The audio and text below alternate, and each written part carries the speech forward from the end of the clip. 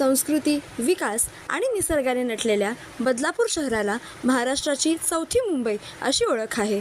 बदलापूर शहरात नगरपालिका निवडणुकीची घोषणा येत्या काळात कोणत्याही क्षणी होऊ शकते. त्याला अनुसरून काही दिवसांपूर्वी न्यायालयाने लवकरात लवकर महानगरपालिका व नगरपालिकेच्या निवडणुका जाहीर करण्यासाठी राज्य सरकारला आदेश दिले होते. त्याचेच पालन करत राज्य शासनाने निवडणूक प्रक्रिया पार पाडण्याची सुरुवात केली आहे.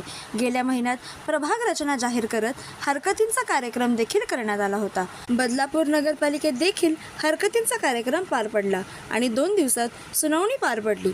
सोबतच काही दिवस आधी सुधारित प्रभाग रचना जाहीर करण्यात आली.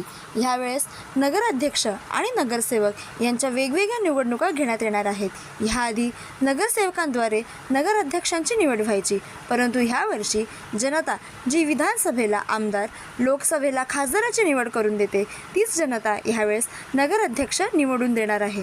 नगराध्यक्षांच्या निवडणुकीचे आरक्षण येत्या 6 तारखेला जाहीर होणार आहे. ह्याचे पत्र नगरविकास विभागाने नुकतेच जाहीर केले आहे. अनेक राजकीय पक्षांचे उमेदवार ह्या पदासाठी इच्छुक आहेत. शिवसेना शिंदे गटाचे वामन म्हात्रे, भाजपाचे राजेंद्र घोरपडे, राम पातकर, किरण भोईर अशी अनेक नावे समोर येत आहेत. तर आता उत्सुकता हीच की कोणते आरक्षण पडणार आणि कोण कोण उमेदवार समोर येणार. प्रतिनिधी तनया कुलकर्णीसोबत बदलापूर न्यूज.